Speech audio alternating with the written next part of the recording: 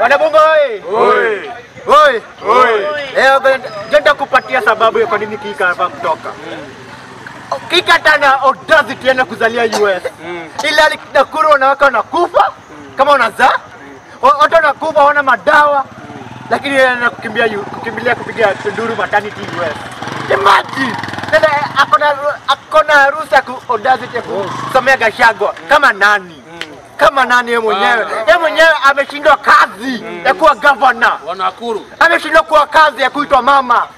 Ameshindwa kuwa kazi ya kuambia wananchi ukweli, kufanya hata kazi. Nataka kuambia Kika resign. Acha kutuambia hapa ati chama ya ukabila. Wewe mwenyewe you are a lazy woman. Wanamsiona mwanamke very lazy kama Kika. Yeye anatuambia hapa kuhusu mtu mkabila. Yeye hata mwenyewe hata sijui kama anaoshanga nguo. Anafuanga kweli mwanamke?